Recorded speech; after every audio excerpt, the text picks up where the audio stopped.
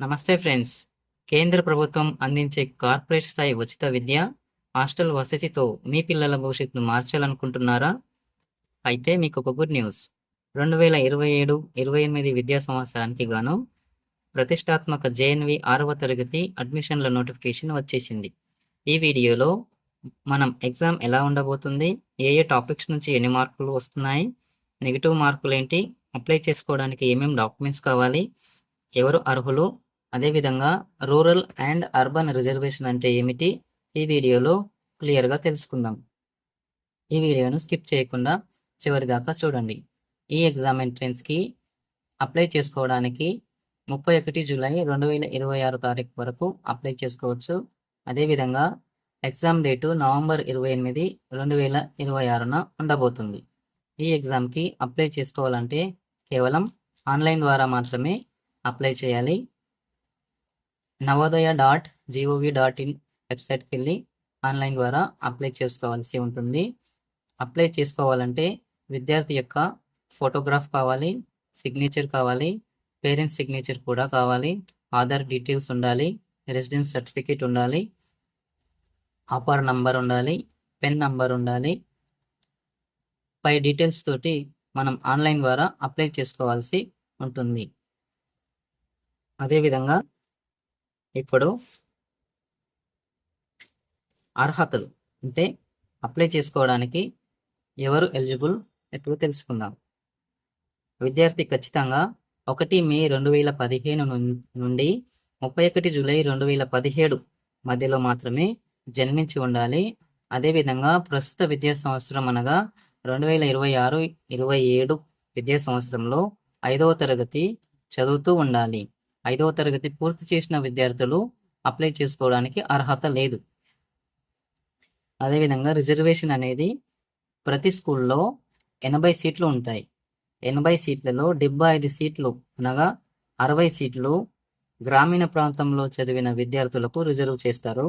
25% సీట్లు అనగా 20 సీట్లు అర్బన్ ప్రాంతం అంటే మున్సిపాలిటీ, గ్రామీణ ప్రాంతం అంటే గ్రామ పంచాయతీ, అర్బన్ ప్రాంతం అంటే మున్సిపాలిటీలో ఉండే విద్యార్థులకు రిజర్వ్ చేసి ఉన్నాయి. కాబట్టి 3, 4, 5వ తరగతులు గ్రామీణ ప్రాంతంలో చదివితే గ్రామీణ ప్రాంత విద్యార్థి అని అంటారు. అదేవిధంగా 3, 4, 5 తరగతుల్లో ఏదైనా ఒక సంవత్సరం కూడా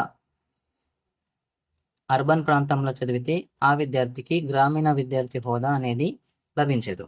ఖచ్చితంగా 3, 4, 5 తరగతులు గ్రామీణ ప్రాంతంలో గుర్తింపు పొందిన విద్యాలయంలో మాత్రమే చదివి ఉంటే అప్పుడే ఆ విద్యార్థి గ్రామీణ ప్రాంత విద్యార్థిగా గుర్తించబడతాడు. అదేవిధంగా ఎస్సీలకు 15%, ఎస్టీలకు 7.5%, ఓబీసీలకు 27%, 80 సీట్లలో రిజర్వ్ చేయబడి ఉంటాయి. అదేవిధంగా 1/3 వంతు సీట్లు గర్ల్స్ స్టూడెంట్స్కి రిజర్వ్ చేయబడి ఉంటాయి.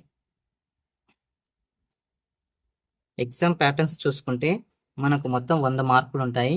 100 మార్కుల్లో 50 మార్కులు మెంటల్ ఎబిలిటీ, 25 మార్కులు అర్థమెటిక్, ఇంకో 25 మార్కులు లాంగ్వేజ్ టెస్ట్కి ఉంటాయి.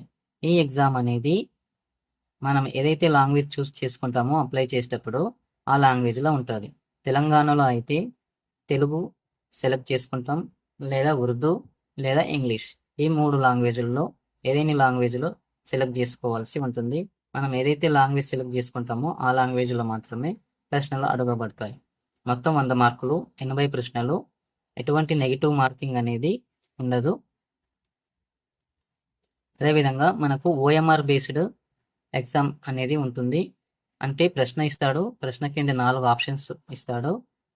ఆ 4 ఆప్షన్లో కరెక్ట్ ఆన్సర్ని ఈ విధంగా సర్కిల్ పెన్నుతో మాత్రమే చేయాల్సి ఉంటుంది. పెన్సిల్ వాడకూడదు. బ్లూ లేదా బ్లాక్ పెన్ను మాత్రమే వాడాల్సి ఉంటుంది. ఇప్పుడు అప్లై చేసుకునే విధానం చూసుకుంటే ఆన్లైన్ ద్వారానే చేసుకోవాలి అప్లై. ఎటువంటి ఫీజు లేదు, ఫ్రీ ఆఫ్ కాస్ట్లోనే అప్లై చేసుకోవాలి. ఇవన్నీ మనకు అర్థమెటిక్లో శాంపుల్ క్వశ్చన్స్.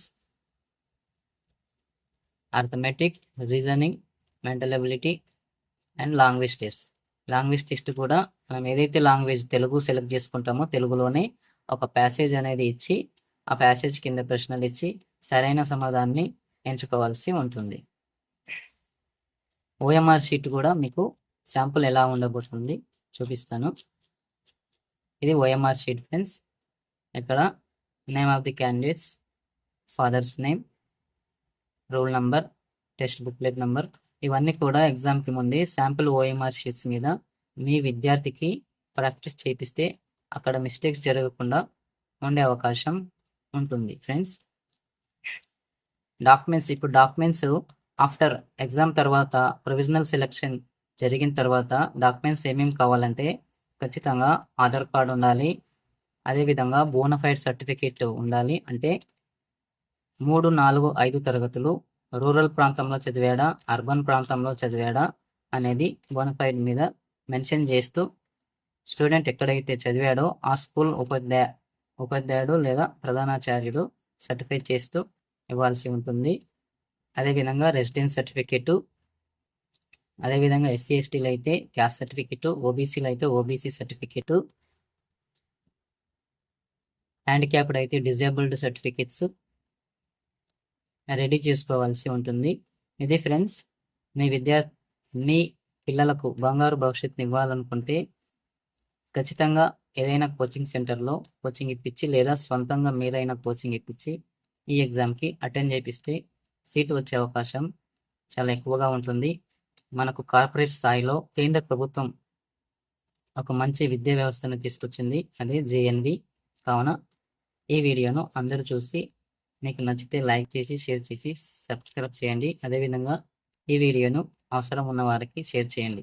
ఏమైనా సందేహాలు ఉంటే కామెంట్స్ రూపంలో తెలియజేయండి, రిప్లై ఇస్తాను. థ్యాంక్స్.